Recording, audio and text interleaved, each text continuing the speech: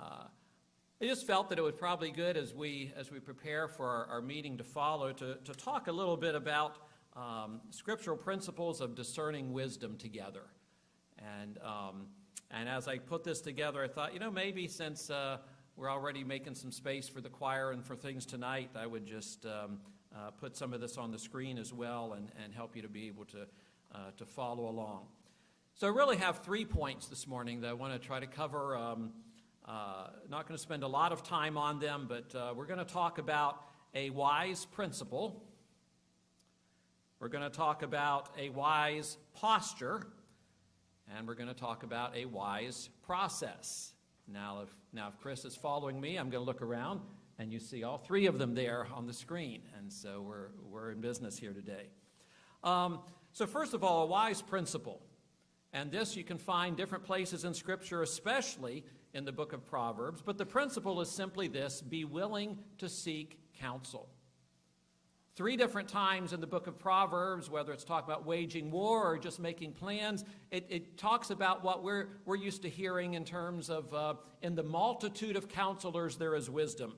Specifically from Proverbs 15:22, it says, plans fail for lack of counsel, but with many advisors they succeed. And the importance here of this principle, it's a wise principle: be willing to seek counsel.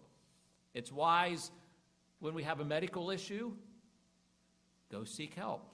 Sometimes we wait until things have progressed maybe longer than we should with something and go get counsel. Encourage people when I do pre-marriage counseling. I try to encourage them, okay, you know that counseling isn't that scary, so when, not if, when you come into some bumps in the road in your marriage, don't wait too long to get somebody involved to say, hey, can you help us work through this?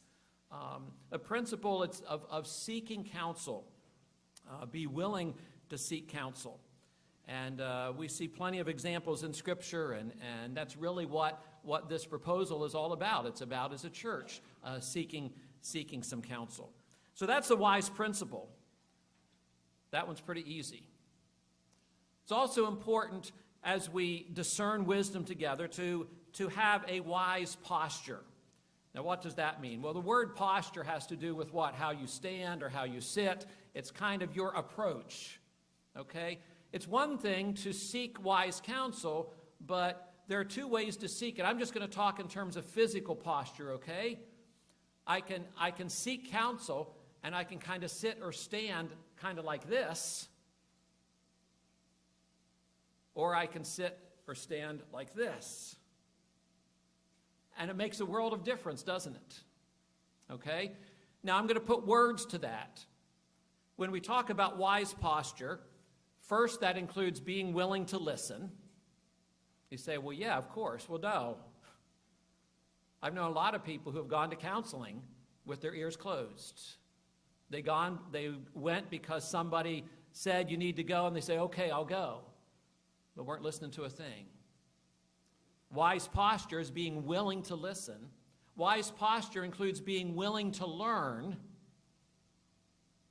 We might be willing to listen, but it's like, I'm not going to, I could tell you when I get home everything the counselor said, but none of it is relevant. None of it changes my mind because I wasn't willing to learn, okay? And the third thing that goes along with that is being willing to change. Now, that doesn't say right from the outset that change is necessarily going to happen.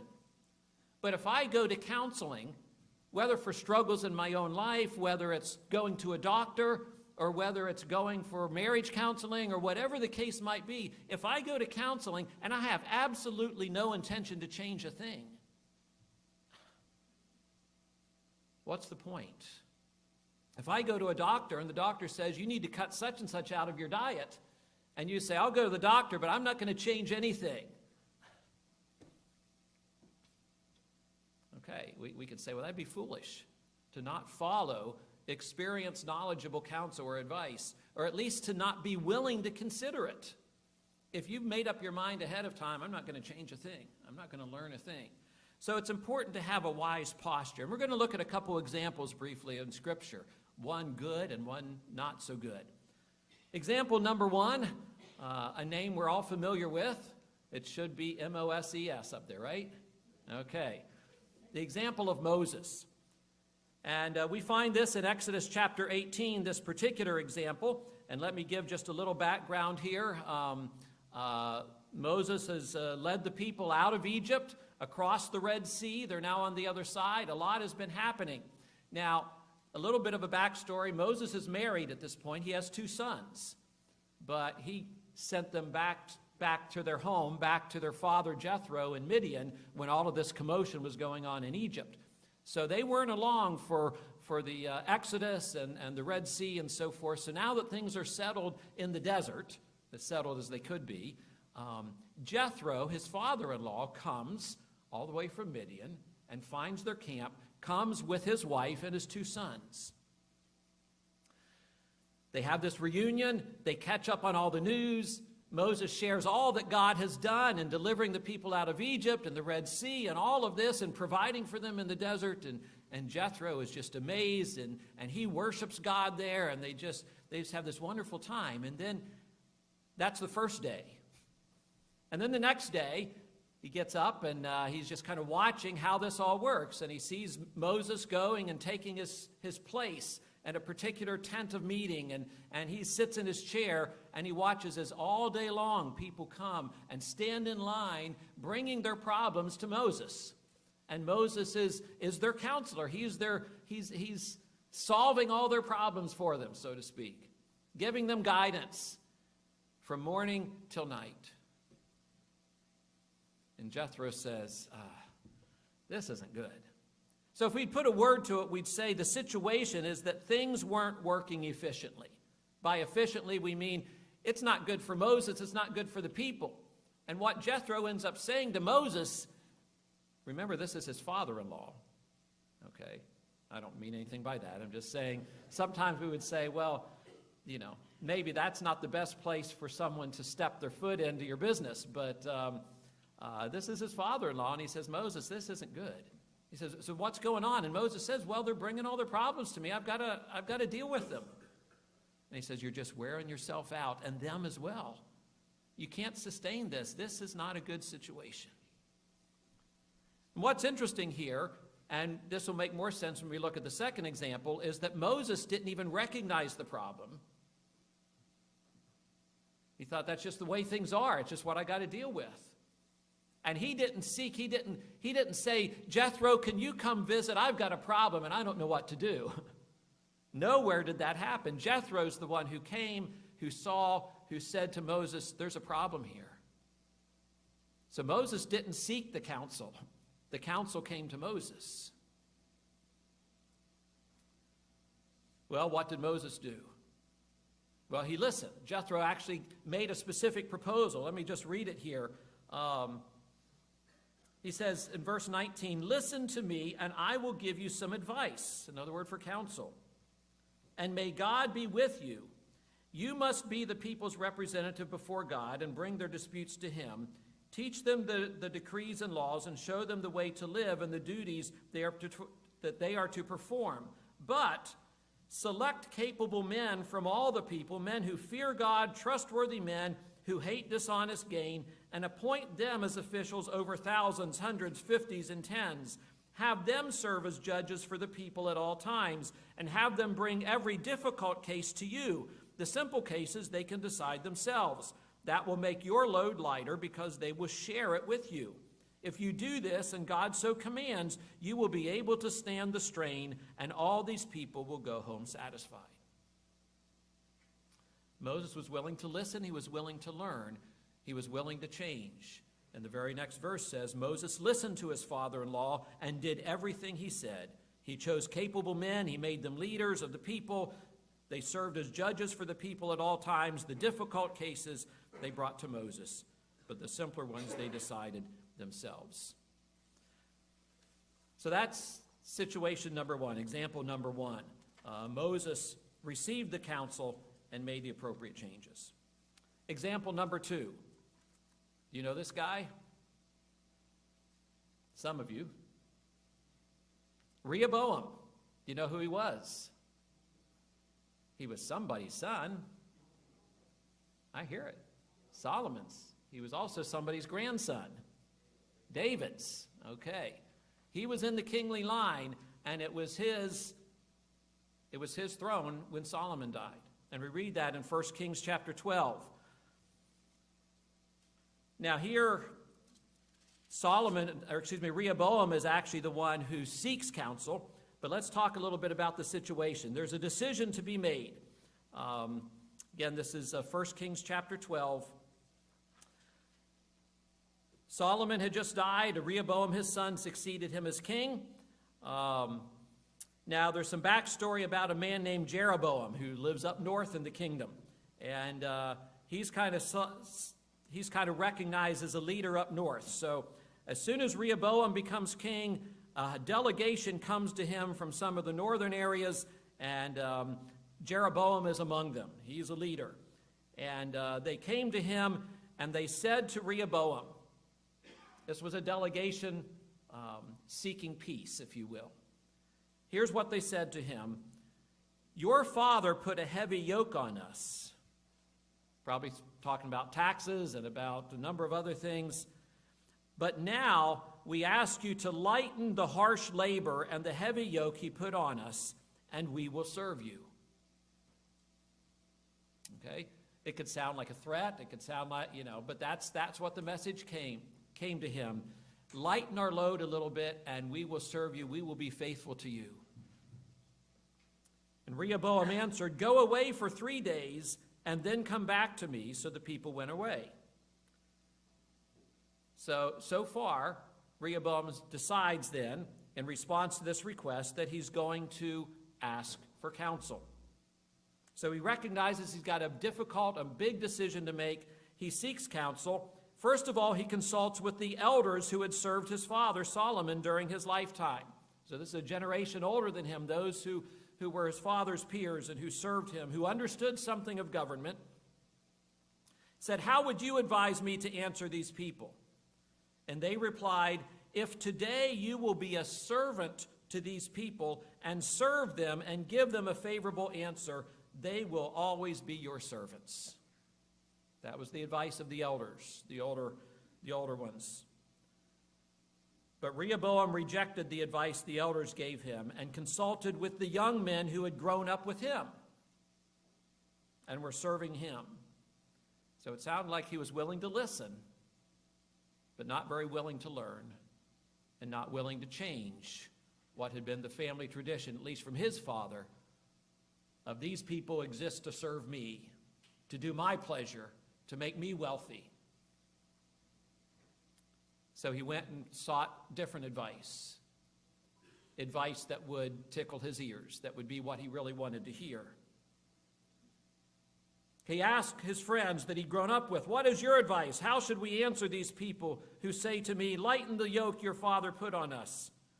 The young men who had grown up with him replied, tell these people who have said to you, your father put a heavy yoke on us, but make our yoke lighter. Here's what you should tell them. My little finger is thicker than my father's waist. How's that for an image? My father laid a heavy yoke on you. I will make it even heavier. My father scourged you with whips. I will scourge you with scorpions. You hear the wisdom in that? You hear counsel that would feed a hothead like Rehoboam? Absolutely. That fed his pride, his ego. He said, oh yeah, I'll teach them. After all, I'm king. And most of you know the end of the story. That's exactly what he chose to do. And the northern tribes said, that's it. We're done. And the kingdom was divided. And only Judah, down south, stayed loyal to Rehoboam. A major decision had to be made.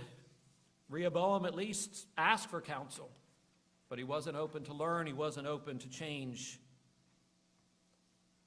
And he ended up suffering the consequences. So we've looked at a wise principle. It's by way of review. Be willing to seek counsel. Plans fail for lack of counsel, but with many advisors they succeed. A wise posture, being willing to listen, to learn, to change. Now remember, this this relates to what we're discerning at our meeting following, but this also relates to every area of life. And I hope you're listening with both in mind this morning. The last thing we want to look at briefly is what I call a wise process. A wise process. And it's interesting how we find this very clearly in Scripture, and it kind of reinforces a lot of what we do today. In our own congregation, it would be wise in families in a lot of different areas. May not fit everywhere, but it certainly fits for us. And the principle is simply this. The process is be willing to share decision-making authority. Be willing to share decision-making authority. And the example we have is that of the early church, a familiar passage in Acts chapter 6. The situation, there was a problem in an area of ministry. People came to the apostles, the leadership team, if you will, of the early church, and they said, some of the Grecian widows are being neglected in our efforts to make sure that everyone in our church fellowship, all 2,000 plus, 3,000 growing, all of those, as they tried to make sure everyone had their needs met, that the Grecian widows, those with a non-Jewish background who had come into the Jewish faith and now had joined the church, that they were being neglected, weren't getting their fair share.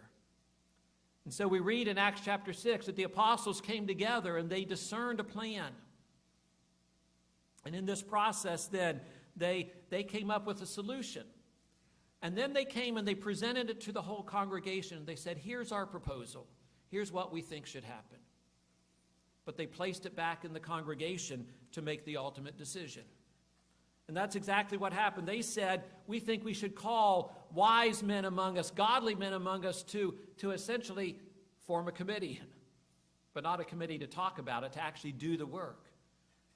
The language, read through Acts 6, just the first 7 verses, and it says, you should appoint, here's what we think should happen. You should call out, you, the congregation, should call out wise leadership here, caring leadership, people who have proven themselves, who will be faithful in doing this job. And we want to appoint them, put them in charge of this ministry. And the people heard the proposal and they said, yes, that sounds wise to us. Let's do that. And the people chose 7 men to be in charge of this ministry of the food distribution. And that's where we get our deacon ministry that still exists in churches today. Those who are not the pastors and teachers in the same way, but those who come alongside and are involved in caring for the needs of the congregation in different ways. And actually taking, kind of like with Moses, taking some of the load off of others in their ministry. And as the apostle said, God has called us to the ministry of the word and to prayer. We can't be getting involved in making sure this happens, so let's empower other people to do that work. And the congregation said yes. They recognized the wisdom in that. They said yes. They called a team and became the first deacons of the church, and they served. Interestingly enough, everyone on that team had a Greek background. Very interesting. They were concerned to find people who would really be a good fit, who would make sure that these individuals weren't neglected in that ministry. And you just see wisdom working together, leadership, congregation affirming in the decision-making process. I know we've kind of hurried through a lot of this, but a lot of wisdom here, I think, can be applied to a lot of different situations. A wise principle: be willing to seek counsel. A wise posture: be willing to listen, to learn, to change, if that seems wise. And a wise process: be willing to share decision-making authority and to let everyone have ownership ultimately in decisions that are made. And I believe with those three wise principle, a posture, process in our lives, that God will use those to lead us in discerning wisdom together.